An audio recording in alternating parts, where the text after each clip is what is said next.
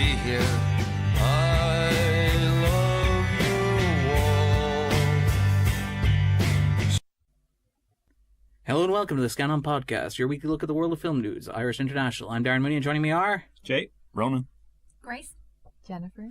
And so we're going to talk about what we normally do on the podcast, which includes the news of the week of film, the top 10, and the new releases. But we're going to start with what we normally do. So what have you watched since last we talked, Jay? Yeah, a few, a bit of a mixed bag, but, that's always the way with these things. I will start with The Fog. The John Carpenter one? Yeah. Which I haven't seen in years, but I have seen a few times. And so it was a good kind of revisit, particularly post the kind of slightly annoying October horror Halloween stuff. It's nice to watch stuff beyond that. I like that. I got worn out by the curmudgeon. Yeah, I got worn out by all the horror leading up to Halloween. People's like, oh, you have to watch it for horror films. I don't know. I'll take it if it gets more people watching horror. No, true, but yeah.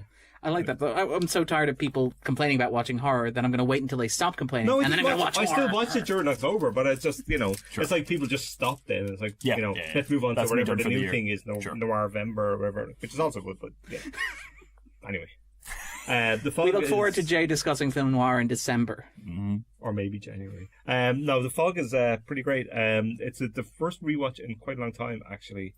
And it has this kind of real talent for holding, not showing too much for pretty much the whole film. It's built on tension and atmosphere and nothing else until kind of explicitly towards the last 10 minutes or so.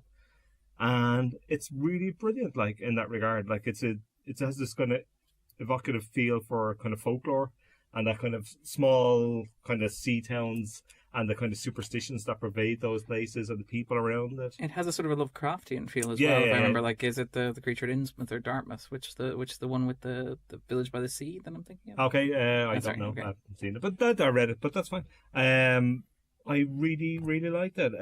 It's full of tension.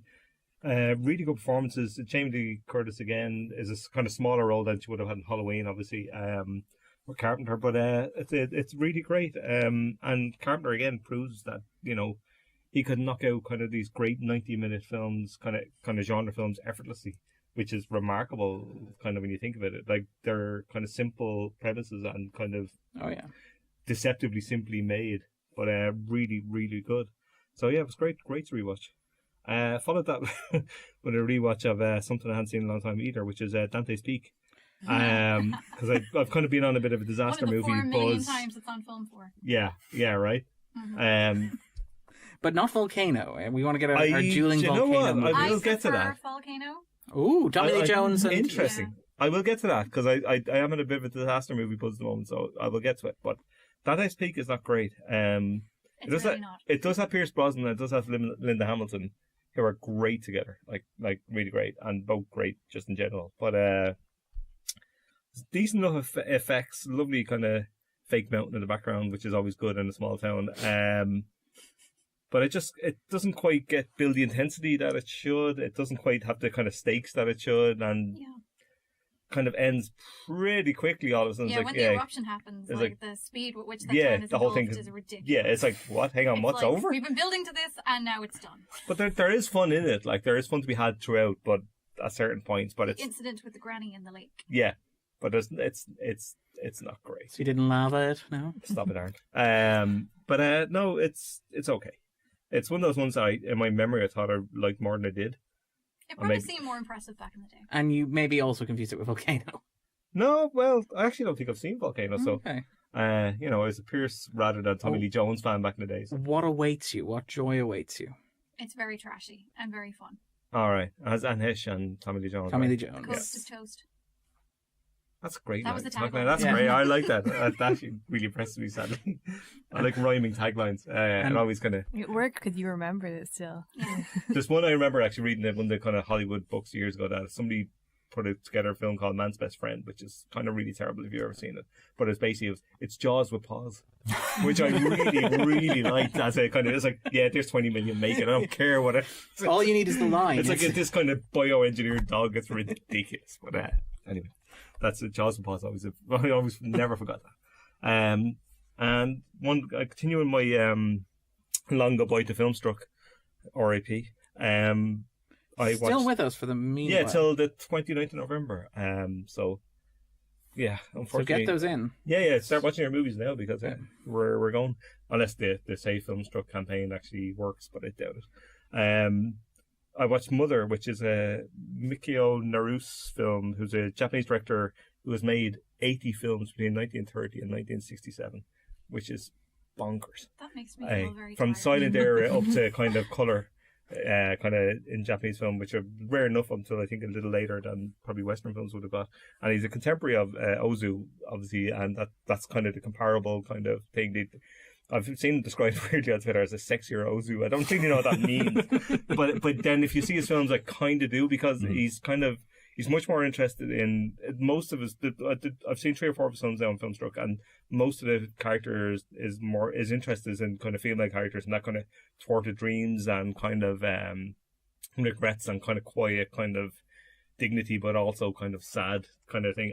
But without that kind of sound, that sounds a lot grimmer than a lot of it is. A lot of it's really well written and really funny and really sad.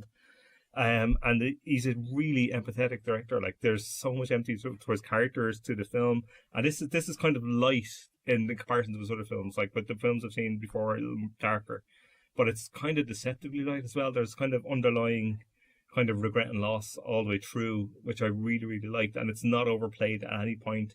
And the kind of level of strength you just don't see anymore, like the old days. I know not to say that, but it's 2 really brilliant performances, and the kind of story of it is kind of a kind of daughter looking back on the life of her mother, and just this kind of odd voiceover at the start of it, kind of explaining the kind of setup of, my mother kind of worked hard and the family was always struggling, etc. And it kind of goes through, and the voiceover kind of disappears for most of the film, but then it comes back in this kind of last 5 minutes. There's like 3 or 4 minutes where she kind of talks about her mother, and it almost swoons with kind of emotion and love, and it's really, really affecting. And the film is really good all before that, but it just adds almost an extra star to the kind of intensity of it. And I absolutely loved it.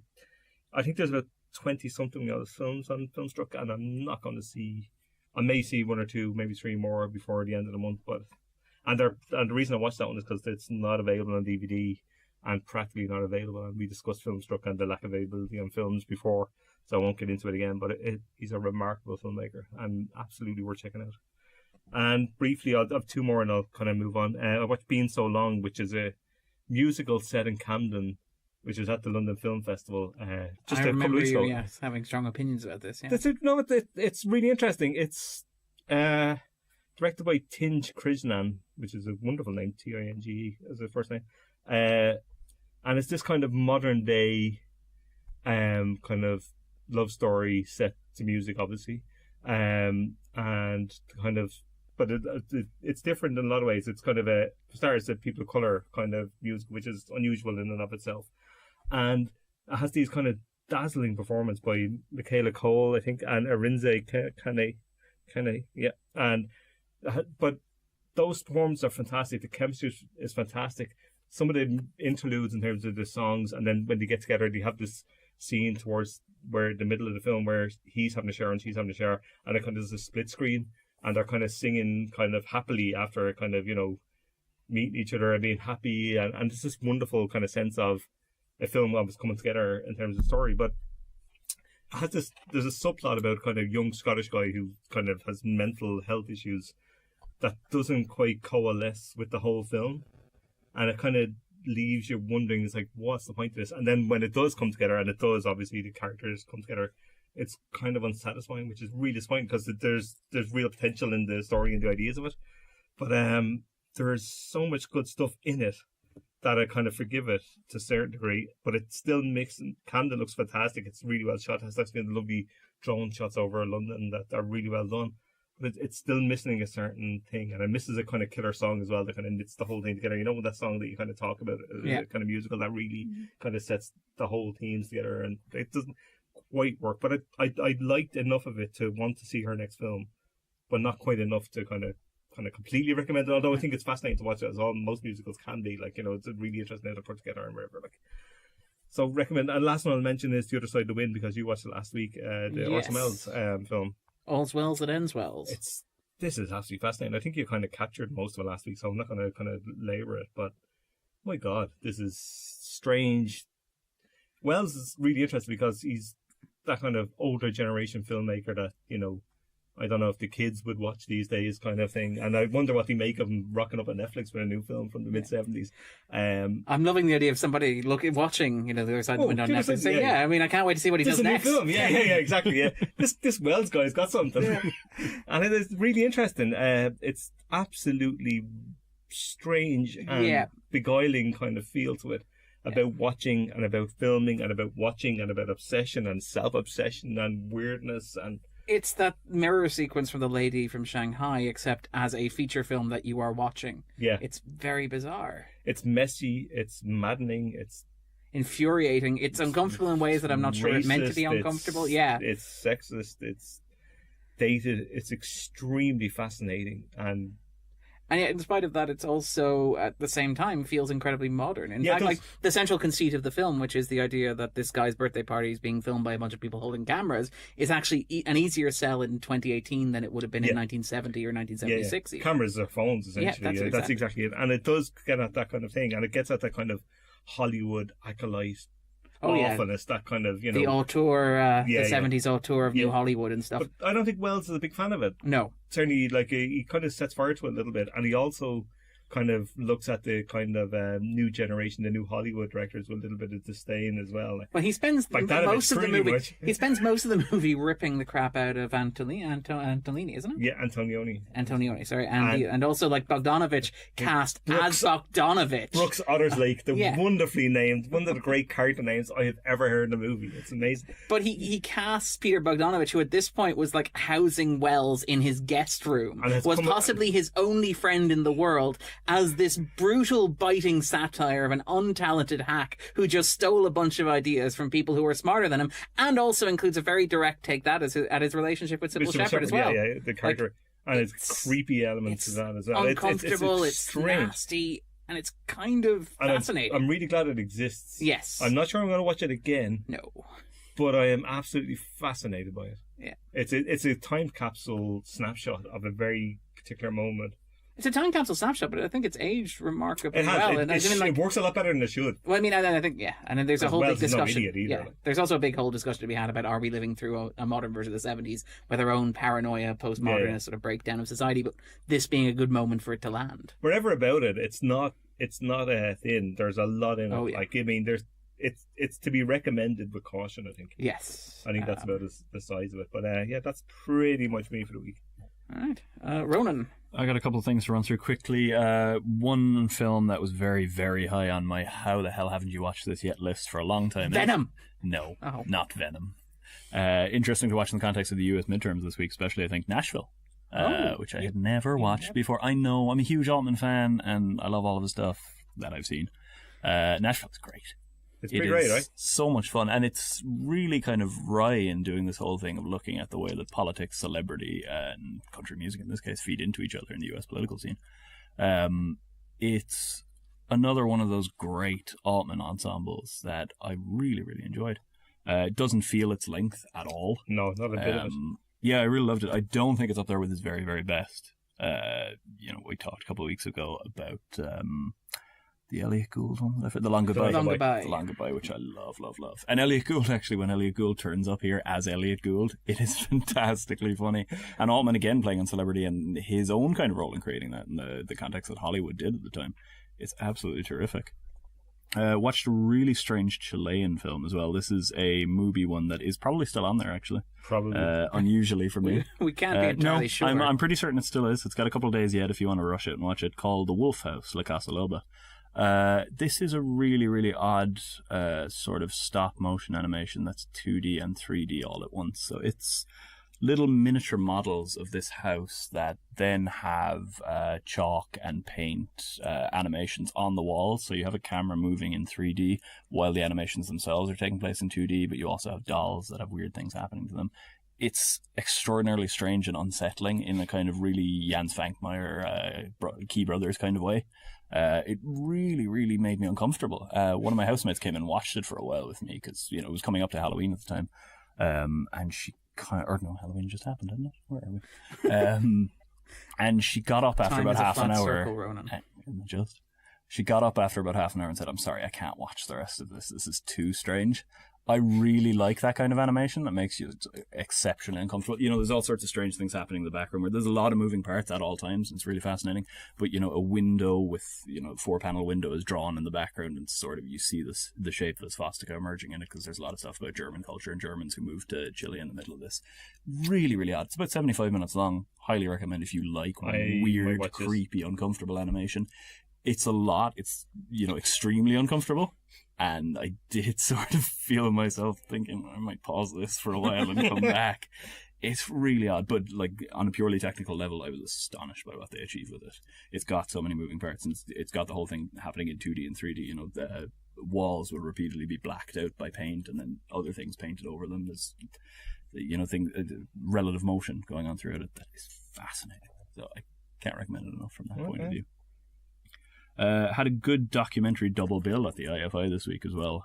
Sort of accidentally managed to catch two things that feed off each other quite well. Started with The Lonely Battle of Thomas Reid, which I know Jay is a big fan of. Yes, I am. I really liked it. I didn't really know what it was going in, and I was really impressed. It is one of those terrific Irish documentaries that we've had so many of recently that do something fascinating with the form. You know, it's sort of, and I think it isn't entirely successful in this, I should say from the outset, but it starts trying to do something different in presenting a story that you could usually get a really rote documentary out of, and especially the way it presents its court scenes. Story, Jay's covered this before, but it's a farmer who has served with a compulsory purchase order in Kildare because Intel wanted to live Intel want to expand onto his land, and it's sort of tells the story almost in a narrative form. It kind of tries to get into his head without doing too much talking head stuff. And it's really, really fascinating. It works really well. I think especially the edit and sound designer by Tygo Sullivan, who in stuff like The Great Wall over the last couple of years is just he's one fascinating of our finest editors. And really directors. He's coming out with these extraordinary things. It worked really, really well for me. I think it doesn't entirely work when it presents the court scene sort of happening on the farm. It's sort of an aesthetic affectation that doesn't really work for me. I didn't mind it for the most part, but I could see how it wouldn't quite work for a lot of people. Yeah, absolutely. But it's really interesting in the way it gets into, you know, it sees this story as a jumping off point for a broader question of Irish identity. It kind of sets up this thing of here's Ireland as it was in the 50s. You know, there are constant references back to his family and people dying of tuberculosis. And then modern Ireland is represented by Intel and this sort of relentless expansion. It gets to this kind of question of who are we and, you know, what have we become? And there's many positive things in this, but at what cost? It's fascinating the way it kind of digs into that. I was really impressed. I did also have a problem with the way that it subtitled everything, because that really bothers me in documentaries. Yes. People who are perfectly comprehensible just getting subtitled throughout. The documentary, the Loughlin Island one, which I can't remember the name of, the one in Northern. Is this the American filmmaker? Yes, Alex Gibney did exactly that for a character. It's like, I understand perfectly what he's saying. And it's like, why are you doing that? Yeah. Was it for international distribution? But I'm not in... I know you're not in. Okay. No. We're in Ireland. I think this is always a concern for international distribution. They want to prepare one version of the film, and that's fine. But I think everyone in this film is relatively comprehensive. I've seen it, and I would agree. I think it's unnecessary. But that kind of takes me on to the second film, which was Black Mother, which is Cali Calaz's film about Jamaica. It's fascinatingly structured film. The trailer threw me for a loop. Yeah, I had heard nothing about this. Saw the trailer in the IFI and thought, I need to see that. It's quite short. I think it's about 75 minutes long as well. And it is essentially the story of Jamaican identity as told through the sort of medium of a strange structure that takes on the 3 trimesters of pregnancy as a jumping off point. It returns to this recurring shot of a heavily pregnant woman naked against a sort of crumbling wall and follows her journey, but also follows the journey of Jamaica as it does this. Everything in it is unsubtitled, and there are some extremely heavy accents. And I've read this a couple of other reviews where people said that they had no idea what people were saying, and I kind of feel like that's almost the effect that they're going for. That you get lost in the sound of the place as much as anything else. It's sort of this strange French influenced English patois. It's really fascinating. I really, really, really love this for the first half hour, the first trimester, as it were. It goes into the history of Jamaica and sort of diving into the culture, and it's a lot of sort of choppily cut audio excerpts of people talking about how they relate to their country, with these strange grainy 16mm shots that alternate with digital stuff that the filmmaker shot himself. It is a kind of a real assault that is coming at you very fast, and it's hard to keep up. What am I seeing? What's going on? It's really good at getting at the idea of a society. I think it loses the run of itself as it goes on. It can't quite keep that up. As it becomes more structured, it falls apart in a strange way. You kind of lose that flurry of it, which I didn't think helped it. You're starting off a certain way. Exactly, yeah. It felt like it was suddenly slowing down, and I thought, you've kind of lost me here. I think overall it is fascinating. I would recommend it, but it's such a height to begin from that any drop at all feels like you've cut quite a bit downhill. But it kind of stood out. I haven't quite seen anything like it this year, and really impressed me. Here's a sentence that I'm glad I won't ever have to say again. I watched my first Ken Russell film. Crimes of Passion. I've not seen that. I'd never seen any Ken Russell, and I've meant to for a long time. I've just never had the chance. This is weird. Not surprisingly, Standard response. Given Ken. It's a really, really odd film that has, I've seen bits and pieces of Ken Russell films, clips and things, and I've heard plenty about them. Plenty of people recommending different things, The Devils especially. But to see it was quite something. Kathleen Turner is in this, giving an astonishing performance as this fashion designer by day and prostitute by night. And she really runs with the role, and it sets up all this sort of stuff with virgin whore dichotomies and plays around with them in really fascinating ways. Anthony Perkins is in it as well as this aging preacher who is obsessed with her and can't stop going around and having sex with her and also wanting to kill her. It's bonkers in a really good way. I had a lot of fun with this. It's really smart about how it takes on ideas of love, sex, marriage, suburbia. It's bursting at the seams with all this stuff.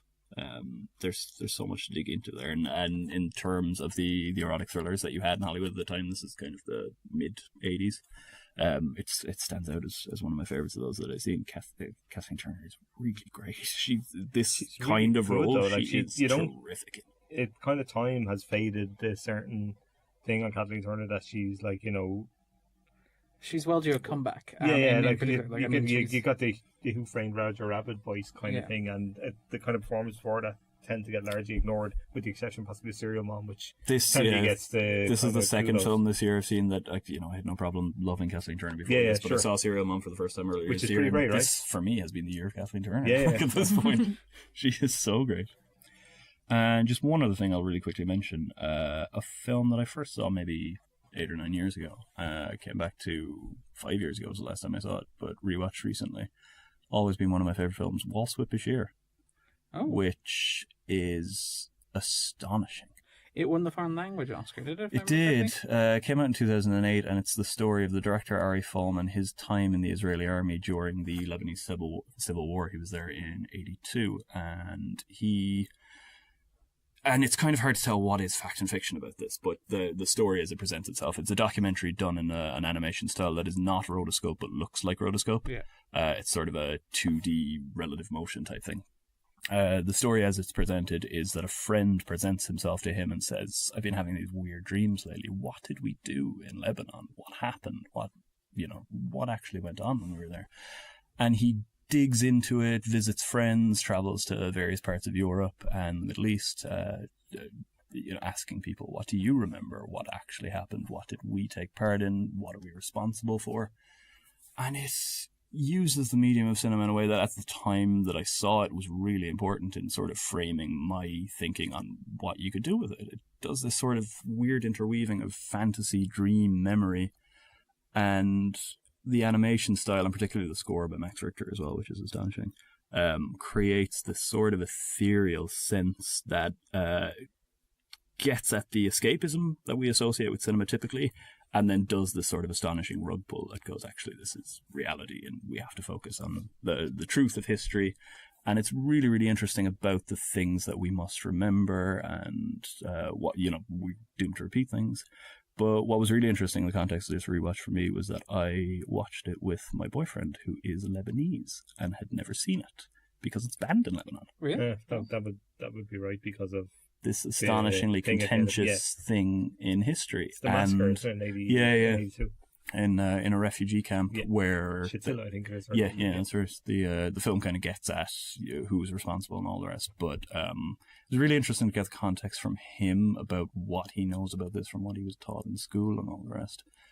But it's sort of ironic that you would have that it would be banned in the country that it is speaking to, when it's so very much about how we can't forget these things. And also it gets at, like, if I remember correctly, the historical aspect of it is that it was Lebanese soldiers directed by Israeli generals. Yeah, they were sort of they had the support of Israel, and Israel did nothing to interfere. And an Israeli tribunal later found that they were completely complicit in all of this. I think it's really interesting you mentioned escapism. It's also escape in terms of memory. Like, it tries to get away from.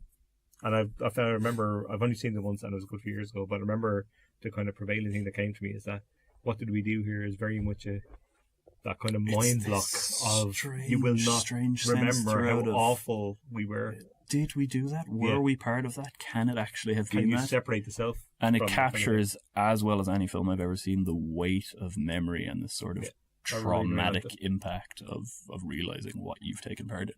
And the famous scene at the end when it moves from animation to real life footage, and just for that singular moment and the kind of weight of that, coming through, and that's how selectively it's used, but how it grounds it in the reality. That's exactly it. You're so lost in that moment because the score has kind of reached fever pitch, and it feels particularly dreamlike, and then it's that smash cut to, no, this is reality. You are not protected by the cinema screen anymore.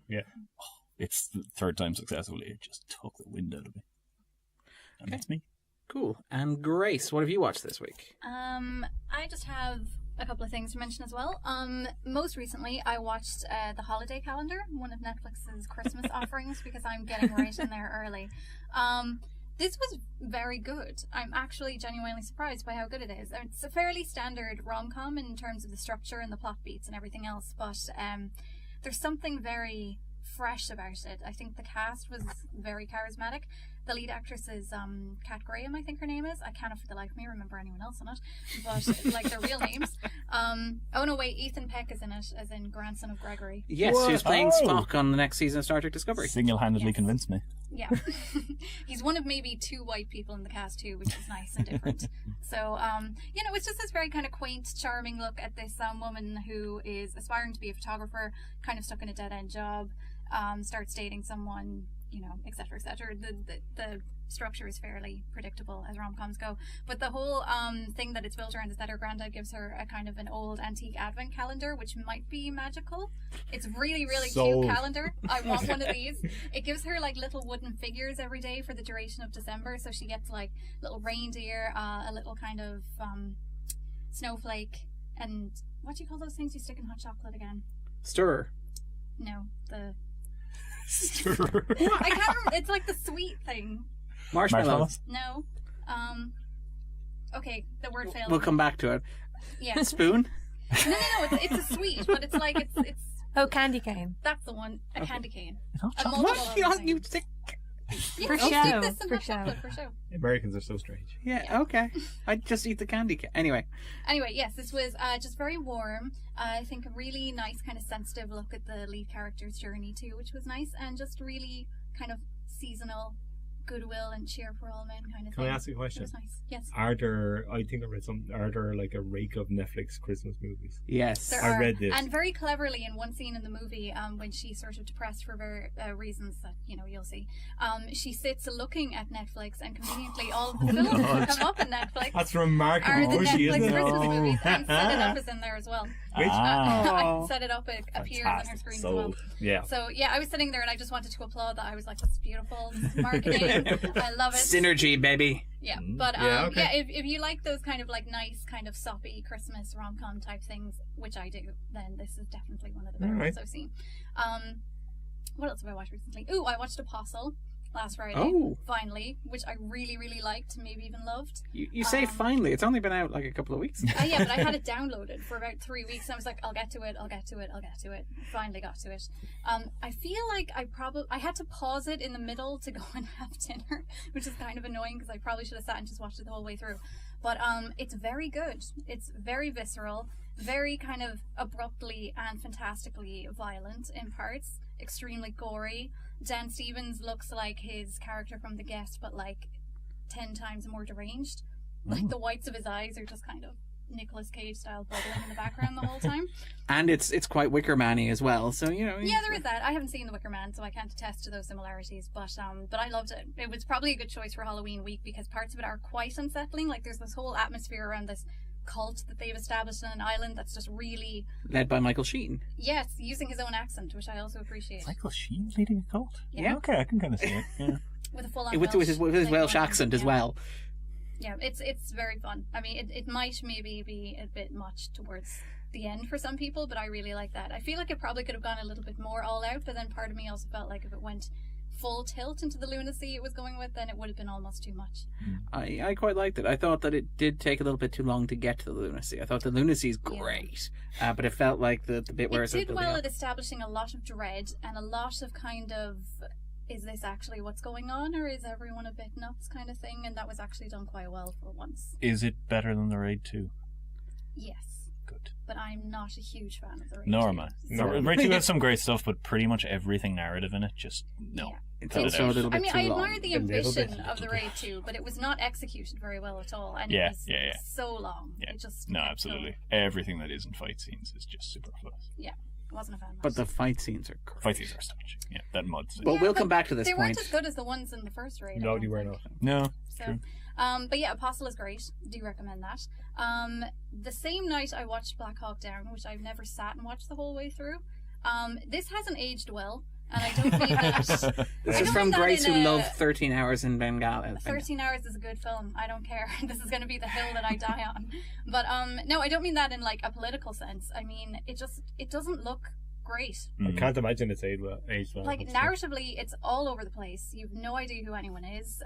People just sort of die constantly with like, and I know that they're trying to evoke like the horror and the bloodiness of war, and there's a lot of very explicit body parts and stuff. But you don't really know who anyone is or get to know them for long enough to know why you should care that they're all being massacred. Aside from the very stereotypical.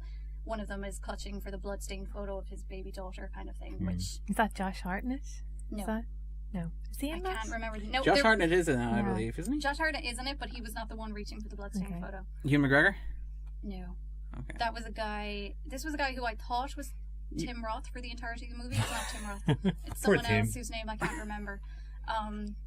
Yeah. Anyway, it was a weird experience because I sort of thought I would like it because it was quite lauded, I think, back in the day. I remember saw it years back. Jay's in here like, I never thought Ridley Scott. Well, we're about to say it's a Ridley Scott film. Jay has Ridley Scott as much as I want to. I'm not going to gang up as one person on Ridley Scott. I can gang up as one person there, right. But the lesser Scott. So remember, he is the lesser Scott. But the thing I found great really Scott, disturbing, a couple of things about it, and it's been a long time since I've seen it. It's the kind of, the faceless hordes. Yeah. It's the 12 people, just dedicated to the names of the people that died on the plane. Even though like 4,000 people were killed in, the mass African nation running towards kind of thing.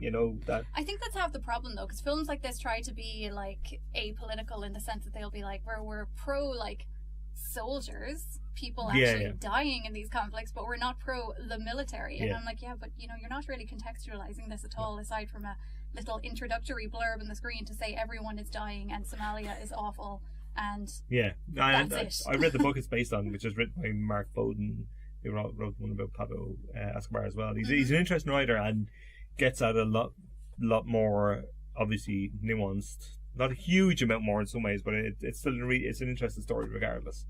But yeah, I remember watching the film, and I think it wasn't long after I'd read the book of it, and I was like, stop it, Ridley, just stop it. I can see how it probably seemed a bit more impressive back in the day. I think we're a lot more cynical now than we were. It was also shortly after 9/11 as well, if I recall, which probably I think it was December time. Yeah. It does have a great cast for Pointless, though. Yes. So it's literally everyone you can think of, Tom Hardy. a very babyish Tom Hardy is in there. Yeah. So I can't remember him in it, but then he probably would have ruined it if I'd remembered. So. You're a bad man, Jay. You're a bad man. If I can get a dig in at Tom Hardy at any point, I will. And then the only other one I'll mention is Grand Piano, which yes, other people in this podcast apparently love. I liked this a lot. It was very kind of cute in a look at them trying to do this thing sort of way. I'm so bad with names this week. I can't Alex Winters? Is that the guy who's Bill and Ted? Yes. Sorry, so bad. I can't the guy who's not name. Keanu Reeves in Bill and Ted. He had a wonderful time in this, and it really shows. And fair play, because he probably had one of the more interesting characters and inverted commas in it. As much as Everyone's anybody. kind of a cardboard cutout. This whole plot makes absolutely no sense. There's some vague allusion to some like evil, menacing pianist, teacher, overlord, and a pile of money. And it's phone booth on a grand piano. What more? I haven't seen Phone Booth, so I can't talk about that either. Phone Booth is a miles better. Phone Booth is miles better. Yes, Phone Booth is amazing, but it has the luxury of being Phone Booth in a phone booth. Once you take Phone Booth out of the phone booth, you're at diminishing returns, but on a grand piano is pretty good. Phone Booth is a lot of fun, but it's sort of early 2000s digi cinematography. It's not aged well. I also like the fact that apparently they offered it to Michael Bay, and the first question he asked on reading the script was, I love this is fantastic, but I have one question for you. How do we get him out of the phone box? Okay, point you. But I think what's interesting about this for me was sort of like the collision between, like, Damien Chazelle wrote it, so it's got this really kind of grandiose, stylistic notions about music and art and all that sort of stuff, combined with somebody who just wants to make a very sleek, vaguely Hitchcockian thriller, and the way the two of them sort of clash in a relatively pleasing way. But so that was good. Also enjoyed that. Everything else I watched last week more or less was a rewatch, so I will park it. Right, and Jennifer, what have you watched since last we talked? Which is quite a lot, I imagine. Thousands of films. But yeah, I'm going to stick with Ari Folman in that one of the films I watched in the last few days was The Congress. So this is from 2013, I think. So this being the film in which Robin Wright agrees to sell her image and her kind of 3D self to a studio mirror mount, which is clearly Paramount. I did like that bit of it. It's a nice little dig they get in there. In the last contract she'll ever sign, because she's 44 and, she can't expect more from Hollywood. So I watched this film in relation to kind of thinking about motion capture performance and representations of it. And there's this really remarkable scene, if you've seen it, where she goes through the kind of scanning process, which is based on actual kind of motion capture technology, where she's standing in this huge void surrounded by all these sort of ring lights, and they're trying to get like these real emotions out of her. But of course they can't, because she's no one to react to. And so her agent comes in and starts telling, a story about his life, her life, anyway, revealing his manipulation of her in order to get these real responses of like laughter and tears. And of course it's kind of like her soul is being sold over in this time, and the cameras keep flashing then because it's getting such good content. So really interesting film. And then of course in the aftermath of this, she enters, now that she's sold her image, her 3D self, as an avatar kind of for the studio, it ends up being an animated film, like not in the style of Waltz with Bashir, but you have that really dramatic shift. And I was thinking about it, there was a question like on Twitter in the last week or so that I saw saying, is there any, what films have you seen that are not like any other films? I'm not saying they're better or worse, but just nothing is like them. And I think this is one of those films where nothing is like it. It's just so bizarre, this move between the different timelines, but also like watching her as a 3D character. This is Robin Wright. Look at her real life self, who's meant to be a sort of a simulated motion capture version of herself from an animated world. So you just have this. It's so hard to explain, but it's just like a fascinating film that needs to be watched or rewatched. And I hadn't seen it before, but I'm looking forward to rewatching it again. And the last film that I watched, going back like another 30 years from the Congress. But it's one of my favourite films, Spirit of the Beehive. So the Victor Reese film, set in just after the Spanish Civil War, and with Anna Torrent as this young girl who's kind of becomes fascinated with Frankenstein, and after seeing it being shown in their little town, but it's all about sort of playing out her kind of desire to meet kind of spirits, and then when she eventually sort of summons or thinks she's summoned this embodied spirit in the form of a soldier who's come by on a train, and it's just really remarkable film in terms of kind of trying to tackle the traumas, like kind of like what you were saying in relation to Waltz with Bashir, and the kind of memory and the idea that this was made at a time at the end of the Franco era in Spain, when censorship still existed, so that they actually had to kind of use the symbol of the child to kind of play out her sympathies for a Spanish resistant soldier. And it's such a moving performance from Anna Torrent, who I guess she's about 6 or maybe not even 6 in the film. Just so moving, such a like the opposite of what we're used to from children. Really somber, soulful kind of performance, and just so visually interesting. And thinking about it in terms of Pan's Labyrinth, which again is a film that's sort of heavily influenced by it in terms of taking the kind of the young girl and putting her in Franco era Spain, and having all the kind of monsters and fairy tales relate to her kind of trauma. But yeah, they're the last 2 films I saw. Both very recommended. It's a very good week. It is a very good interesting thing in terms of Franco. Not that it's the same thing. I haven't seen Spirit of the Beehive, so that's great. But there's a Spanish thriller made a couple of years ago called Wasteland, and it's about 2 detectives that kind of go to the kind of thing that's south of Spain. To the girl's body is found, and they have to investigate it. And so far, so kind of thrillery and kind of generic in terms of the setting up and plotting, whatever. But what adds a real interesting level, and kind of like I think you're getting at to some degree, is that it's just post-Franco. I think it's 1980, 1980 it's set in. And there's a kind of real threat that these detectives could be disappeared by people, because who still feel that era is still here, and it's not gone away just yet. We're not in democracy, even though technically we are, but we're not.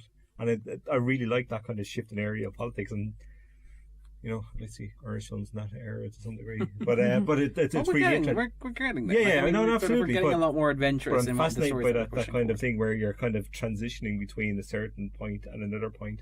And we're seeing it just in the context of that. It adds so much more to it than your standard thriller, and really, really interesting. I had a relatively light week this week, in part because I watched a movie last night that I was told this morning I can't talk about indefinitely, which is always a good sign. What film was that, Darren? I can't talk about it, Ronan. But I did see The Night Comes for Us, which is an Indonesian action movie that is currently on Netflix, which is great because it's an example of, and we talked a little bit in the podcast about the Netflix model and the idea of having so much content that everything gets lost. One of the interesting attributes I would argue about the Netflix moment is ignoring the fact that we're coming into this, the period of the year where Netflix actually have an award slate, where every week when we get to the new release, they're saying, oh, and by the way, on Netflix, this week it's Outlaw King, last week it was Apostle, next week it's The Ballad of Buster Scruggs.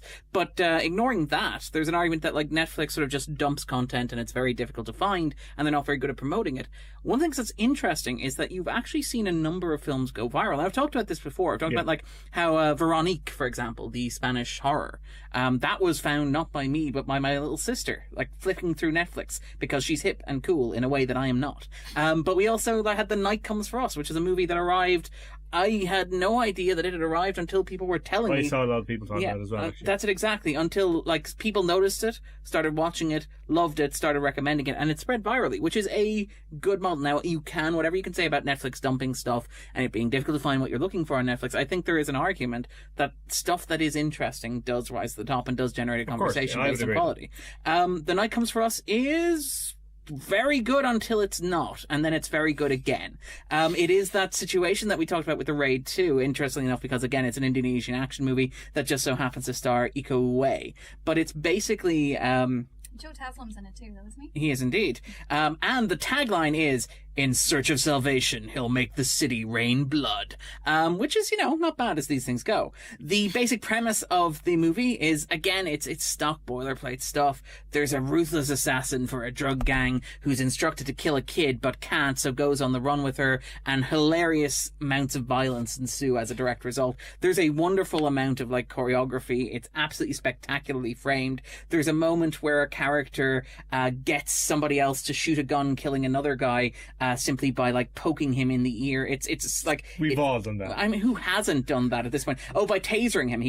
Your man's holding the gun and he tasers him and he shoots another guy. The stunt work and choreography is astounding. There are several moments I was watching this, I think at midnight on Friday night by myself because I'm a very lonely and sad person. But I think I yelled, woo! Disturbing the neighbours several points over the course of the evening. I think at 2:00, the lights were going on next door and I was like, okay, I promise I'll keep it down. The only problem it runs into is when it actually has to tell a story. It stops the action several times to go back and to give you flashbacks that explain who the characters are and why they got here. And it's I don't really need that in the movie that you're making for me. In fact, these characters are so stock and familiar. There's two... You already know. That's it, exactly.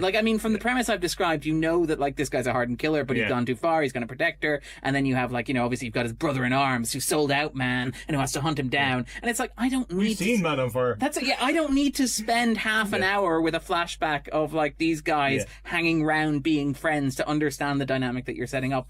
But aside from that, it's very good fun. The violence is astounding.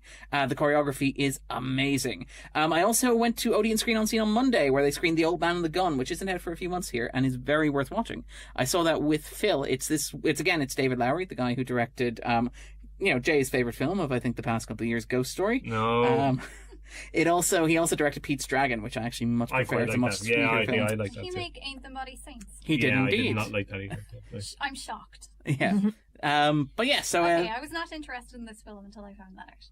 But yeah, The Old Man and the Gun is Robert Redford's swan song, apparently. Although, as with any... Has that plastered over all of the posters, too. It's kind of lads, he's not dead yet. He didn't... In memoriam. Different wording here. In memoriam of his career. Again, I wonder, because again, you say that, but it's like Clint Eastwood. Clint Eastwood's back doing The Mule this year. 80-year-old... Never go away. But The Old Man and the Gun is lovely. It's quite sweet. It's about 100 minutes long. It knows exactly what it's doing. It's a sort of lyrical, old school, sort of nostalgic fantasy of an American outlaw who's so out of touch that he's never even ridden a horse. It unfolds in 1981, but it's shot like it was made in the late 60s. It's very touching. It's very affecting. It's very gentle. It's just charming. Can I say something? Go for it. This sounds terrible. Oh, okay. I'm not a big Lowery fan. I do like Redford, but this sounds twee and kind of trite. That's because you have no heart, Jay. But yeah, but maybe that's the case. But no. Okay, I find it very affecting, but I will openly admit I am much easier to emotionally manipulate than you. I mean, come on, all you have to do is just shove a bottle in somebody's mouth and taser somebody so he fires a machine gun. I'd say you're emotionally manipulated in a very specific way, and that way is not the way that Jay would be emotionally manipulated. That would be true. Probably fair. Yeah. You're emotionally incompatible. Thank you, Ronan. Just individually. Thank you. This is a very profound and very sad This Week I Watched section. And then, don't worry, I'm going to make it even sadder in a moment. Oh, no. Because also, finally, to round it out, I watched a piece of lost 70s pop culture, the work of one of the greatest writers of his generation, long thought lost, pieced together, a story about a tremendous ego constructed with the woman that he loved, reconstructing an era that film fans thought they would never actually get to see again. Yes, that's right. I watched Douglas Adams' Shada, reconstructed from 1970s footage of Doctor Who using animation, and Tom Baker recorded in 2017. You were completely on your own. It's somehow I suspected I would be. It's a remarkable piece of work. It's an example of that sort of nothing is ever truly lost anymore. This was a story that except everything in Filmstruck, apparently. Again, let's be sad. But yeah, it's Douglas Adams, who obviously wrote The Hitchhiker's Guide to the Galaxy. He worked as a script editor on Doctor Who for a couple of years, having grown up in the 60s. He wrote this script which was half filmed and then abandoned in the middle of a TV strike. And it's become, because fans of this sort of thing are focused and know exactly what they want. It became like a great loss. It became a focal point. It became an embodiment of like a lost era of what the show could be, and a little monument to the work of Douglas Adams. So they actually, again, because nothing is ever lost, they animated it recently, put it back together, got the original cast to record voices, and it's a fascinating artifact. It's one of those things that was probably better when it didn't exist, but it's still fairly good. But yeah. So with that in mind, then we will segue neatly into the news. So this week the big story is the Dublin Feminist Film Festival is taking place on the 20th, the 21st and the 22nd of November, and we invited Dr. Jennifer O'Mara on to give us a bit of a rundown of what we can expect. Hi, Jennifer. Hi. Yeah, thank you for giving me this opportunity to talk about the festival in a bit more detail. So this year we're celebrating our 5th year and we have a focus. Our title is officially Reframe, Refocus. But the focus is on women and cinematography. So all the films that we're showing this year, the shorts and the features, all have women as both directors and cinematographers. So in some cases, the same woman. Yeah. But yeah, that was our kind of theme, so to speak, for the year. In terms of kind of draw attention to how difficult that particular aspect of the industry seems to be for women to get into. And part of the kind of inspiration for us was that in 2018, Rachel Morrison was the first woman to ever be nominated for an Academy Award for cinematography.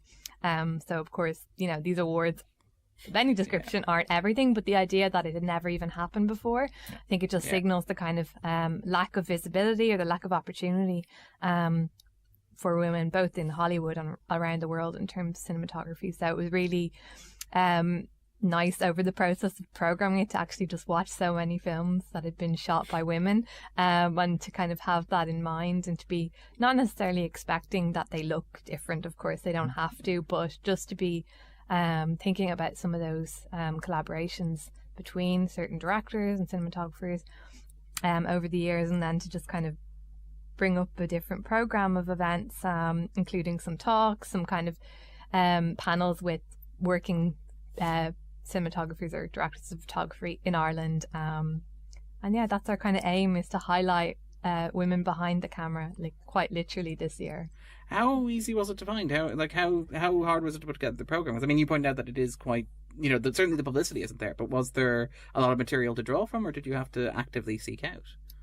When you go looking, there is actually, of course, if you look around the world, quite a lot of obviously working cinematographers, particularly historically. So we know we did our usual process of drawing up a really long list, just based on what anyone came up with, and then sort of working our way through them, trying. Often one of the issues is with accessibility, and particularly if you're going back in history, trying to just even locate these films, and even like sort of contacting the people. That was actually some of the most difficult tasks. Kind of sometimes they sort of select themselves out of it by not having like functioning email or, you know, responding. So but actually, you know, there are quite a number of them, and so we actually did find it hard to whittle it down to we have 4 features and then 10 shorts that we're showing. And we could have shown, you know, easily 3 times that much. So we're trying to go for a mix of different locations around the world, sort of emerging filmmakers and more established directors as well. And cinematographers as well. So what are the highlights? Like, if you can give us sort of a brief rundown in terms of like the classic stuff and the new stuff, but what's your big discovery from the past? Like if you were digging back and sort of looking at this, what would you recommend for listeners if they want a sort of a historical glance? Well, one of sorry, I know it's like asking you to pick your favorite. Putting us on the spot.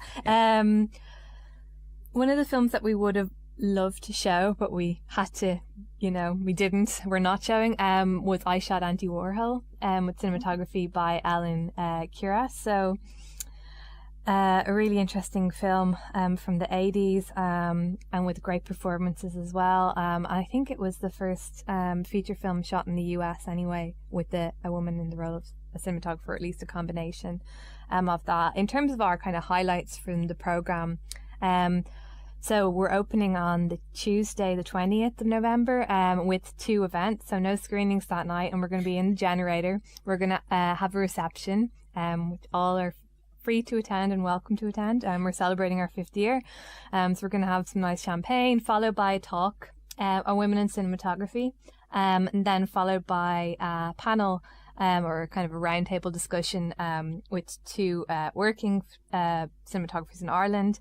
And then on the Wednesday, we're having our shorts programme in the evening, followed by a feature film, Parklands. So this is Kate Blanchett in her first starring role, and directed by Catherine Millard in Australia, and with Mandy Walker, whose cinematography is kind of now quite well known. And it's one of her first films as well, and she won various awards for that back in Australia before she kind of started to work in the US. In terms of our kind of highlights, we're really pleased to have a premiere. So we're showing The Seen and Unseen, which is made in Indonesia in 2017. And it includes some of the kind of darkest shots you'll ever see. Really beautiful, mesmerizing, hard to capture shots of the moon in full effect. It's, if you ever tried to take a picture of the moon on your really on your iPhone, you see how bad it looks most of the time. And this film does such a great job of kind of capturing that. A story like focused on a kind of a children, twins, and kind of exploring their relationship in relation to like Indonesian myths and culture. And the other, I think, highlight for us. So when is Seen showing? Yeah, that's showing on the Thursday, the 22nd of November. Okay. So it's our last day of the festival. And screening after that will be Camera Person. So this is I've seen this. I love this. Okay, great. It's terrific. You can expand on it in a minute. Yeah, it's Kristen Johnson. Yeah, about it's kind of a collage of kind of previously shot stuff that she's worked on and made into a whole kind of a film, and it's kind of how do you edit, or how do you look at a person's life, and the kind of emotional connections that the editing brings to it. Like, it really gives an interesting kind of idea of how do we recognize ourselves in terms of what we see, what we view, how we are viewed, and really gets kind of. I remember watching it and remember at the end of it kind of I had all sorts of questions in my head, because it kind of makes you almost question on reality, because she looks at things and links things together so beautifully, and the editing is like first rate. And one of the funniest things about it is that she actually doesn't edit the film, so in terms of she directed it, she shot all the footage, and then someone else obviously worked with her to edit it, but she kind of describes it as an autobiography in the sense of it kind of captures, I think she has roughly 80 film credits, features, and working over maybe 20-30 years from around the world. So she has some really interesting footage, and the way it kind of builds up thematically. There's no voiceover, but one of the most remarkable things is seeing how her subjects interact with her. It really draws attention to the presence of the photographer, of the cinematographer, in terms of seeing people looking at the camera, her intervening with the camera. There's some moments where like she sneezes and the camera moves, and you have these moments where you really draws your attention to how important the person holding that camera is. And even the title of it, of course, Camera Person, the idea that so often people just say cameraman. And so even before you start watching it, you're aware of the fact that this is like there's more to it. It's a terrific film. Like I absolutely loved it, and I'm probably going to see it again because I only saw it at home, so I imagine it'd benefit hugely from watching it on the big screen. And we're excited to be in the Lighthouse Cinema this year for the first time, so it'll be great to have a bigger screen still for this year. Perfect. And tickets are available online now, I believe. Yes, they're all available through Eventbrite and through our website, which is DublinFeministFilmFestival.com. Perfect. And I think most of us will be around there. Oh, well, they'll be hanging around. We hang around the Lighthouse and Generator all the time. Like, it's all we ever do. There's a lot of great stuff here. I'm looking forward to checking it. I especially think the Filmmakers Conversation event on Tuesday night, I'm really looking forward to. Emer Ennis-Graham is there, and her Lily, her short film a couple of years back, nominated for an IFTA, and the Iris Prize is one of the best Irish short films for the last couple of years. I think I'm really looking forward to what she has to say. Yeah, and we've actually have the 10 short films that we're screening as well. On the Wednesday, I think five or six of them are by Irish filmmakers. So we had about 120 submissions from around the world, and so it's really promising to see that the ones we selected, so many of them actually are coming out of Ireland and Irish women making these. So promising. Nice. In terms of other news, it's worth noting that Nora Twomey's latest film, or soon to be next film, which is My Father's Dragon, has actually been picked up by Netflix this week, which is great news. There are billions. There are billions and billions and Yeah. billions. This is currently scheduled, I think it's for a 2021 release. They're working with Cartoon Saloon on this, which is great. It's something to look forward to. I think that we noted on the podcast before that Netflix have a habit of picking up the international distribution of these sort of films, and many of them ended up on Netflix. So, for example, The Breadwinner, I think, was on American Netflix. Yeah, as well. I had issues about distribution with Cartoon Saloon films. They've kind of made a bit of an arse of it on occasion, to be honest with you, without being too nasty. But I think to their own detriment, because the films are great. Yeah. But I think having that partnership with Netflix is a good thing. No, I agree. I just they should be doing better business in Ireland than they are, is all. Because they're really good. I'm not necessarily sure that's Cartoon Saloon's. Well, it's a distribution issue regardless. But also worth noting, by the way, Cartoon Saloon are also having another sort of very fruitful period in terms of internet distribution. Tom Moore's next animated feature, Wolfwalkers. Darren will get there eventually. Say it 5 times in Yes, without pausing. Wolfwalkers has been sold to Apple, so that will be coming out on Apple soon. Oh God, Apple everything now, aren't they? Apple TV Lord, and everything. Everybody's getting in on it. This is I'm going to bring out television. my streaming service to show I miserable watch Russian JTV. dramas. Really? Yeah. I love Good luck Jay. to I'm you. not sure an hour or two a week It would would be be enough. I very think. heavily curated. Oh, you best believe it would. Bit of Pierce Brosnan. Taffin. Agnes Varda. Mamma Mia and Verda all day long. Yeah. Bit of Mamma Mia. What do you Come want, on, like? what's wrong with Nothing. this? That's enough for me. In other news, it's last week, actually, the evening after we recorded the podcast, Primetime aired an investigation into the ITWA?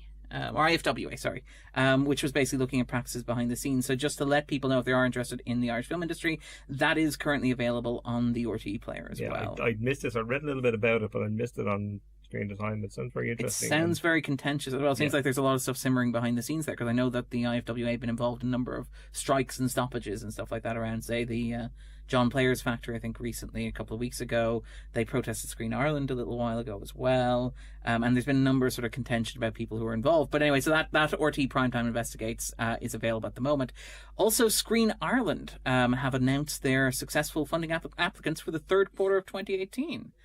Which is a very interesting assortment as ever. The amount of funding allocated to documentary production is its highest since the second quarter of 2016. Good. Yes. Which is good. We are very good at documentaries, We are as we knocking noticed. it out of the park without fail. I would be fully behind giving all the money to documentary at this Me point. too. Let's I'm just not do it. Come Okay, on. well, we have six projects sharing a little over $500,000. I think that will be sort of, because if you did that, then you would lose out on sort of absolutely. on the dramas that we're funding, which include stuff like €50,000 towards Emma Donoghue's The Wonder, which will be her first film since Room. I know she's working on. Is she working on other stuff since? I believe. But this will be the first feature film. €40,000 to Marco Halloran's Intermission, which will probably need a name change. Yeah, I would suspect so. Yeah.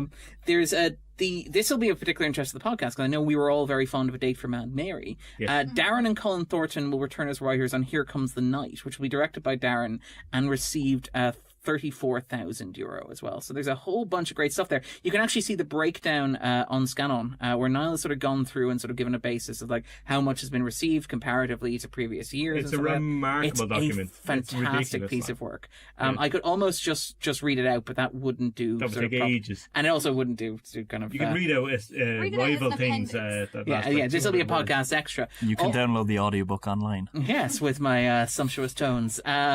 The Scannain Podcast After Dark.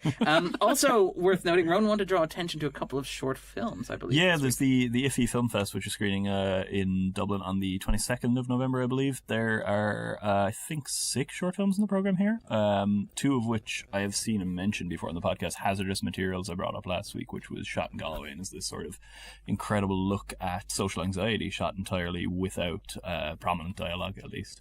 which is really, really good, well worth checking out. And they've also got Go Home, which I think I highlighted around the time of the Fleadh. It was one of my takeaways from the Fleadh, and I've written about for Scannain as well. It's a really, really remarkable film adapted from a stage monologue, and similarly really gets to the heart of what it is like to be a young person in Ireland today. And it's really great to see more and more films tackling this. And I haven't seen the rest of the films in the programme, but may well dig into more of that too. Those two alone are worth the price of entry. So you may well find other treasures too. Okay. So let's move on to talk about the top 10. Yay. I know, this is always a source of excitement. Do you want to guess how many of these Jay has seen? I could probably guess 0. 3. We're going with 3. All right. So I'm very ambitious. at number 10, Seven Emotions, which is a Polish film about a man who journeys back to his childhood to explore his formative experiences with 7 emotions. I suspect I would rather watch this than the rest of the 9. Ooh. Let's see where we're going. At number 9, it's First Man. I think that's Jay's first one. God, I forgot I've seen that. Yeah. It's okay. Yeah. Love First Man. It's First okay. Man's great. It's very forgettable. It's fantastic. What film was that again? Hi-yo. At number 8, it's Venom, which is still in there with Luke is not here. 1.5 million euro at the Irish box office to date. We may, and I just say may, have exhausted the conversation about it. I'm not sure Until one of us actually goes to see it. In Grace. 4DX. Oh yeah, Grace. because it seems like it will be a very 4DX friendly film. Have you seen the amount of saliva that thing generates? Ew. Oh my God. God. I'm disturbed. I'm not went- taking the hit on that I one. went- I'm not going to be the one who sees that. I went to see Predators in 4DX, and like it was mostly okay, but the really weird part was whenever somebody got disemboweled or there was like a body hanging from the ceiling, the cinema felt the need to drench me with lukewarm water, which is very disconcerting. Why would anybody do this? Is there any Say, film that who's would gonna have You to throw a do bottle this? of water over yourself for free. If Yeah, you but really wanted to. it's also more like, am I supposed to imagine that this is like Blood? lukewarm Entrails? blood? Yeah, like is this, do people think that when you gut somebody, they sort of like drip tap water? It's immersive. Yeah. Well, it actually, like, to be fair, the wind in your face is very refreshing when you're about to nod off. It's very exciting. That probably says more about the quality of the films in 4DX than anything else, though. They should have a little button there that helps. Like, if you feel like you're about to go, you should be able to set the wind jet by yourself and just sort of give yourself a little lift. Would you watch Faces Places in 4DX?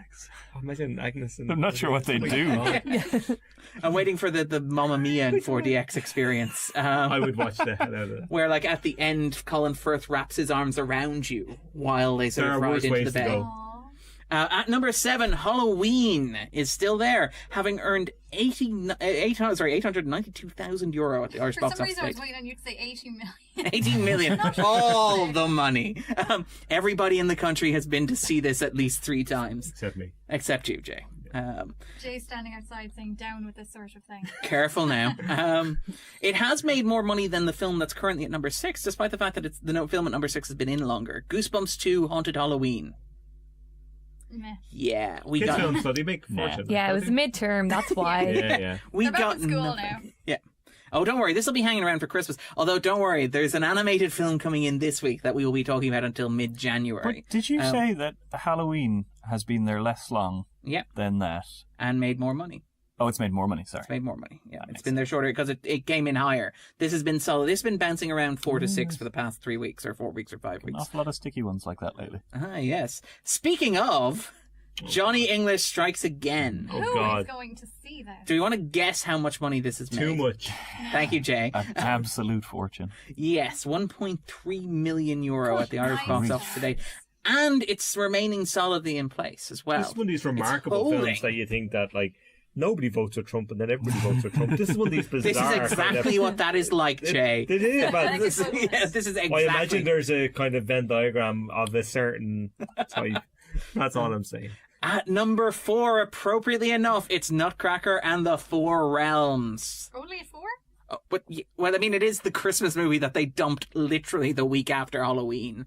Nothing Such says... confidence. The Yeah. kids are into this, though. They are, and apparently, yep, there's a whole Based big... on my straw poll of my co-workers' kids.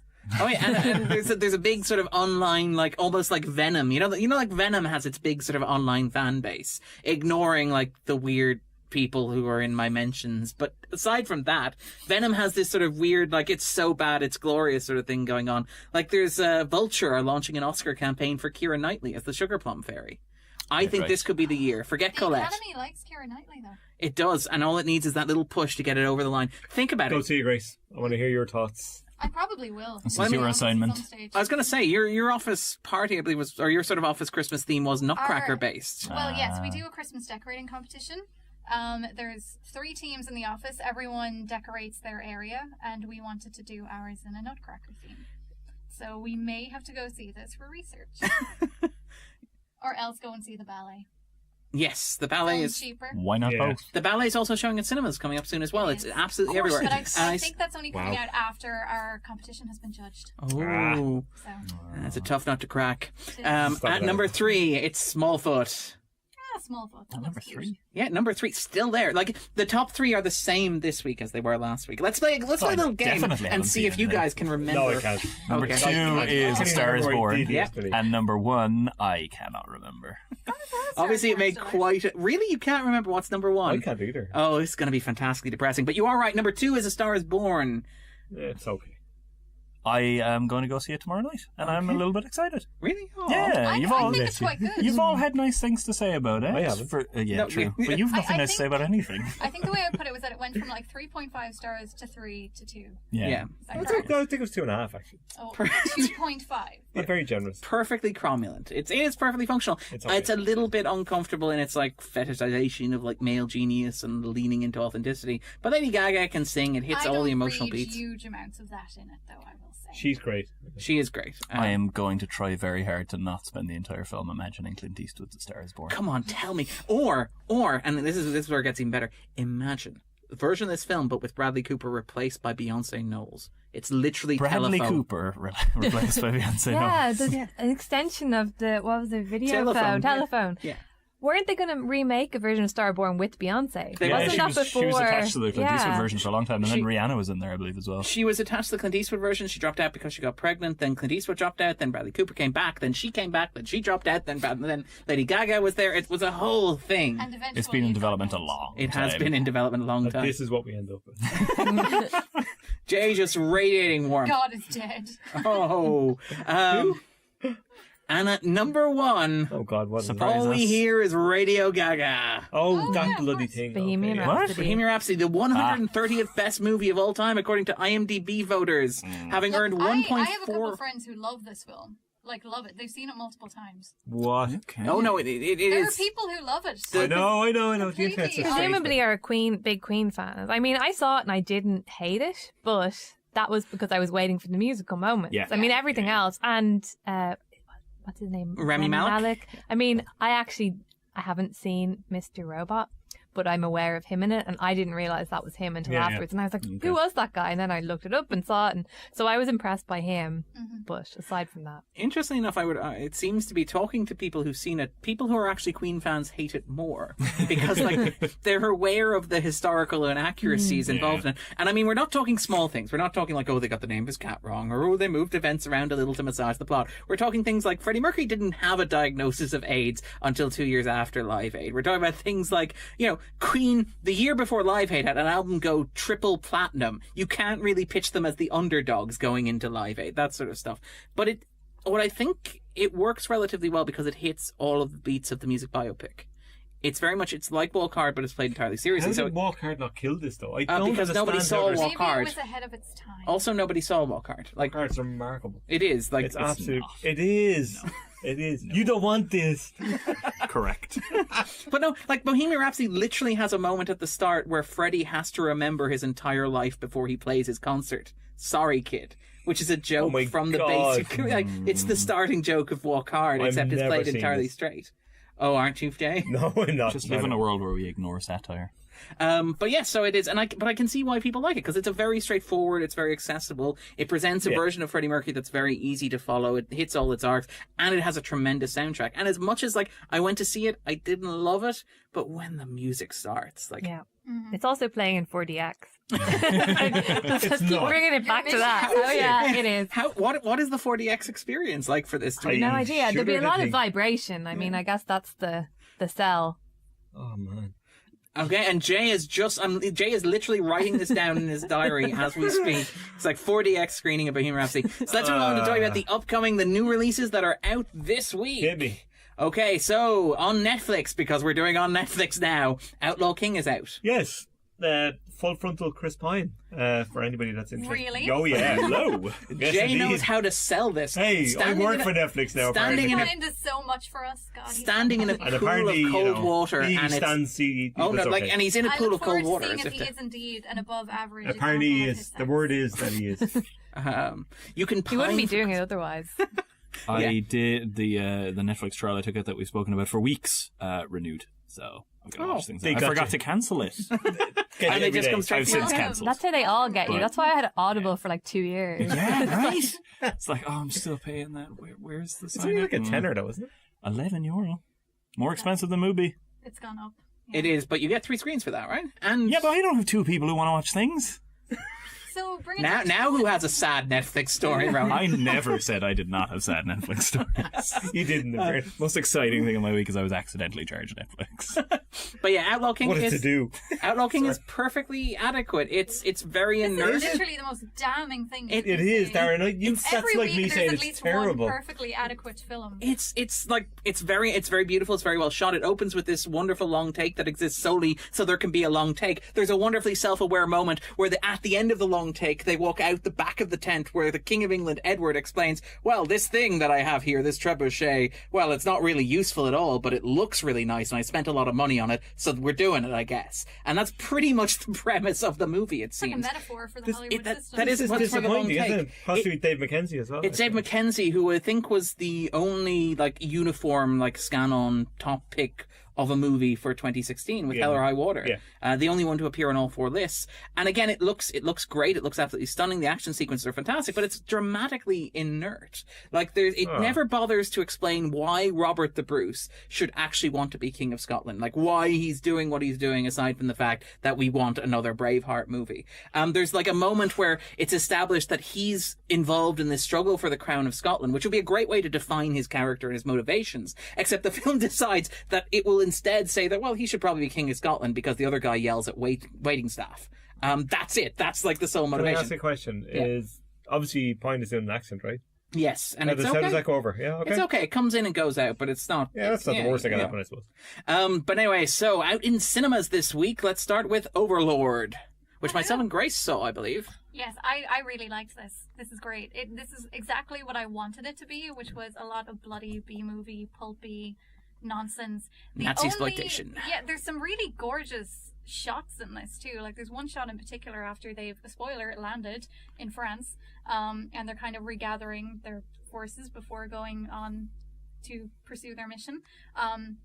Which really sticks in the memory, and the whole opening sequence where they're in planes approaching the landing zone is very, very immersive, very intense. It's war movie as survival horror. Again, it's very Dunkirk. It's quite good. It's quite effective. I'm not mentioning Dunkirk. Okay. Stop bringing everything back to Dunkirk. It's a war. It's a World War II movie as a survival horror. There's literally a million more movies you could mention. As a survival horror. It's a fair point. It has a very flabby middle bit where it starts off quite explosively and kind of builds up some latent dread and then kind of retreats into doing kind of nothing for about half an hour and then explodes all over again. So without that sort of middle bit, it would have been better. But for the most part, I did think this was great. This is interesting because I kind of disagree. I liked it a bit less than Grace, but I really liked the middle section where you have this long, rambly, wandering section, which is full of horror. Way too long. Horror that makes no sense in it, but that's very much what you're doing. If you're making a World War II movie about zombies and about monsters, and you're talking about the literal dehumanization of people, then you do that in a way that feels disorienting and all over the place. It kind of fell apart for me at the end. It shouldn't bore you, though. Yeah, kind of the middle part is dull. It's just come on. Guys, that's neither is just something I have to blood say for people that's supposed to like it. It's at its You would not like this. No, Jay. That's a fact. I mean, God, my brand is strong. Yeah. But it's at its best when it's doing Captain America: The First Avenger as a horror movie. It's at its worst when it's doing Captain America: The First Avenger, but on half the budget. That's the issue with it. It gets this big weird superhero fight movie, but it's atmospheric and the first. Yeah, Ronan? We both agree the first act is very good. No. All right. We say no over here. Yeah. All right, let's move on to something. Far too cultured for this. We are indeed. Speaking of, we have an Irish release this week that I believe both of you gentlemen have seen. It's Hello. Rebecca Daly's Good Favour. Yes, we have seen this. We saw this. Screened at ADIF, right? No, well, I saw it in Galway. You saw it, David? I did. I saw it there. Was really looking forward to it. Big fan of Rebecca Daly. Pretty much everything she's done so far, I've liked to varying degrees. This, I think, is potentially her strongest work yet. I was really impressed by it. It has this strange atmosphere. This guy appears in a deeply religious community, saying, and it's based on a true story, saying he doesn't know who he is or how he's come to be there, and sort of fits into this community then in increasingly odd ways. Don't really want to give too much away about it because it's all about. He does set it off a little bit, like he caused mini ripples just by being there. Yeah, absolutely, which is interesting. Well, that's not giving anything away. You just, it's like anything that somebody arrives out of nowhere and causes a disruption. Which spurs but disruption is small, but there are. It's the entrance of the outside world that causes you to consider the world that you've always you've always thought about as the extent of the world, and it's got really interesting dynamics at play there. Yeah. And it's really interesting that it kind of leans into a kind of religious parable quite a bit, and Daly's very much in control here. She knows exactly what story she's telling. Yeah. I could have done without a deer turning up again, it's one of the great recurring motifs. The deer. Great recurring motifs of the year. That's fine. And mushrooms. Yeah. And what Absolutely. Have you seen it as well? No, not that. Oh, okay. But I'm just thinking of mushrooms appearing in everything at the moment. It's exhausting. It's like it appeared in that film that I can't talk about. Oh no, it appeared in the Ballad of Buster Scruggs. I can't talk about that. And it appeared in. We won't talk about your film. Annihilation, and it also appeared in Three Billboards. Yeah. It's like I so get Good Favor is your favorite. Good Favor does it, but it does it differently in a sense. It does. It's a little stranger in its. Well, it's the shot that appears in all those trailers for film boards, stuff like that. Yeah, and it's like its shot's really interesting. Like there's, it's a final act in it, and this kind of it gets quieter. It's a quiet film to begin with, and then it kind of builds, and the final act kind of asks plenty of the audience, and doesn't really offer a lot of comfort, which I really liked, and I liked a lot, in fact. But I suspect some people might struggle with that a little, and that's not to criticize it. It's just Daly knows exactly what she's doing here and knows exactly the kind of film she wants to make. It's really mysterious. It's really beautifully framed. Some of the shots are astounding in it. Like some of those kind of tableau kind of window shots are just absolutely dazzling. I marginally prefer Mammal, but I thought Mammal was exceptional. But this, I know you did, Darren. It's okay. It's okay. It's worth saying as well that the village that it happens in, they built that entire set. I'm not sure where it was shot, but it's kind of a co-production of about 4 European countries, and it has this strange sort of pan-European identity to it. It's which adds to its favour. It absolutely does. It kind of creates this international aspect of the story. Centered on some really impressive performances, and what you say about it, leaning into allegory and all the rest. It does a nice thing, I think, which is that it allows you to read as much or as little into its mysteriousness as you wish. You can believe there's something slightly supernatural going on. It works with both readings, I think. You can't, it will reward your own perspective a lot, and some people will find that it is frustrating, it is not saying enough in its own right, but I really respect the mystery of it. I'd agree, and I think Daly's fast become one of my favourite Irish filmmakers. She is very, very good. In terms of other releases, the documentary The Other Side of Everything by Mila Turijic, the Serbian filmmaker, is released this week. It featured at TIFF. I don't know much about it apart from the fact that a locked door in her mother's apartment in Belgrade provides a gateway to both her remarkable family history and her country's tumultuous political inheritance. Yeah, so I think they're still wrestling with that kind of stuff in Serbia as well. Like there's a lot of that kind of lingering. I would spend some time in Eastern Europe, and there's a lot of tension as a result of, as you might imagine, from the consequences of what happened in the 90s. Also out this week, Kin, which I had heard very little about, and I'm kind of curious about now. It's Jonathan Baker and Josh Baker adapting their short film Bagman, starring Jack Rayner, Dennis Quaid, and Chloe Kravitz. It's basically a story of chased by a vengeful criminal, the feds, and a gang of otherworldly soldiers. A recently released ex-con and his adopted teenage brother are forced to go on the run with a weapon of mysterious origin as their only protection. Can I say something here? Yes. I really like Jack Rayner, right? But he turns up in a lot of stuff that could be... I know. I'm trying to be generously describe it as, he's working. Jesus. But Jesus, some of the stuff looks... I mean, you did like what Richard did a lot more than I did. That was terrific, and he's magnificent in it. But he's better, I would imagine, than probably kin is. I could probably guess. Whoa! What it sounds like, but like, you know. That description doesn't fill one with No, it confidence, doesn't in fairness. exactly. It could be better than it sounds, though. I would hope so. I'm all in. Oh, fine. All right. I guess I'm the only one. I guess I'm the token person. You can come back and tell us all about it, Darren. Don't worry. Looking forward to it. Also out this week, and I know Jay has strong feelings about this, They Shall Not Grow Old has an engagement, I believe, at the Lighthouse this weekend, celebrating the Armistice Day. Christ, yeah, this is the Peter Jackson. Oh, yeah. Probably a good point for you yes. to leave. Oh, yeah. Yeah. Okay. I haven't seen this clearly, and I am not going to see it. In fairness, like, I have an issue with documentaries that is very much. I'm very clear of black and white about documentaries of how they are put together, and literally in this sense, in terms of black and white. The idea of war footage being put into 3D and colorized and like having that voices laid over it as well. I believe really makes me queasy and makes me uncomfortable in lots of ways, but particularly in terms of unintentionally or otherwise trivializing suffering and kind of things like that. That makes me extremely uncomfortable with this kind of. That said, is there an argument to be made that this is the only way that a lot of people will see this footage? I don't care. Okay. I actually don't care. People should see it because they should be made see it in schools, etc., etc. Yeah. And that's that. Like this is. But until Jay rules the world. No. Surely they do see it. I mean, I haven't been in school in a long time, but I remember watching excerpts of the World War on VHS in the 1961 or whatever it was. But you know what I mean? Like people do see it and they do learn. Maybe it's different in England. I've no idea in terms of that's what we're getting at here in terms of English. Yes, war, but and England have a very awkward relationship as we see every year with the poppy, and we see with Brexit as well, and we see the kind of remarkable, uncritical take of their own past, which is a huge problem. And I don't think this kind of thing would help. Okay, would be my opinion on it, but you know. Others seem to love it, so. Well, don't worry. Let's move on to one that I'm sure will be completely uncontroversial. The family-friendly film, holiday-centric, that will be here until the middle of January. It's The Grinch, starring Benedict Cumberbatch. Oh, not the Cumberbatch. Why would you do that? This is like literally we are out of Halloween. We've already had the Nutcracker and the Four Realms, the big Christmas themed release from Disney, and now we have Universal sort of releasing The Grinch. They're tapping into that though in their publicity where they're saying it's never too early to hate Christmas or whatever. So they're like that though. It's kind of like reflexive, but still. We'll get that one. So I'm kind of I'm a little bit curious about that. I don't mind The Grinch as the kind of thing. I like the Carrie one back in the day. That was fun.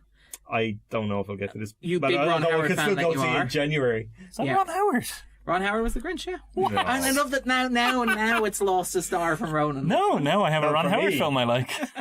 Hey, Grand Theft Auto was a lot of fun. Also out finally this week is Widows, Steve McQueen's Steve McQueen and Gillian Flynn's adaptation of the 1983 ITV British crime miniseries, which I'm sure I've seen back in my olden days. Which I haven't, and I'm quite looking forward to. But Widows, you've just picked it up. I literally just picked it up, so it was because I saw Widows and I absolutely adored Widows. Widows is fantastic, one of my favorite films of the year. But I am this is pretty much tailor-made for me. It's two people who are at the very top of their game. McQueen is one of the best directors working. Flynn is, for my money, one of the best pulp writers working at the moment. You put them together. I have no real argument with either of those points. Yeah, you put them together, and you put them together on what is effectively a genre machine. It's a high concept. It's the idea that a bunch of women, their husbands die while conducting a robbery, and so they find themselves in debt and have to complete the last job left behind by their husbands in order to get the money necessary to stay alive. It's a fantastic premise. It's wonderfully well done. And again, it's directed. Well, first of all, it's incredibly well constructed. It's very well made. It's got a phenomenal cast. The cast here is completely outstanding. I was watching it and I forgot that Kerry Coon was in it until she appeared. What? Yeah, I know. That's how good That's how good the cast is. I at some point read Kerry Coon was in it and only had so much space to store all the amazing actors in it. But of particular note is obviously Viola Davis in the lead role, but absolutely everybody else, including is it Daniel Kalu? How do you pronounce his surname? Kaluuya. Who is absolutely astounding. My choice for Bond, by the way.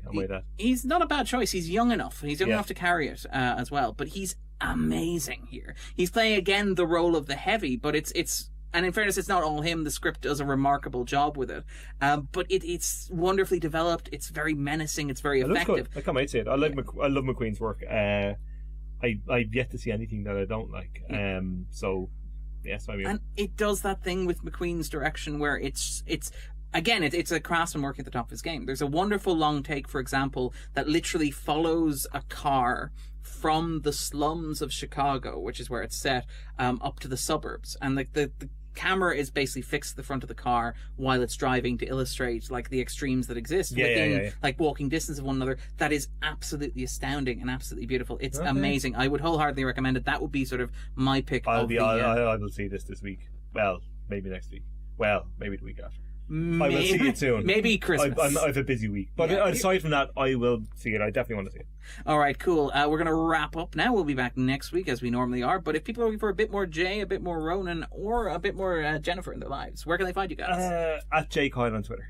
On Twitter, at Baron Ronan. At Twitter, J_O'Mara, I think.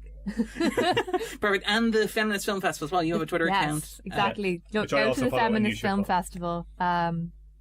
I can't think of the handle right now, but it pops up. I think it might be Femo Film Festival. I believe it may be Femo Film Fest. Film Fest. I follow it. Hang on, let's check this. God damn it. I'm just going to... This is wonderful dead air. Can somebody please come up with something to stall while we look?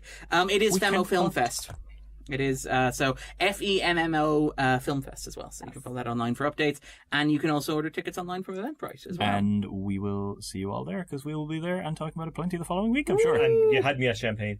And you won the table quiz, so you got free tickets, everything. Well, we weren't going to bring it up.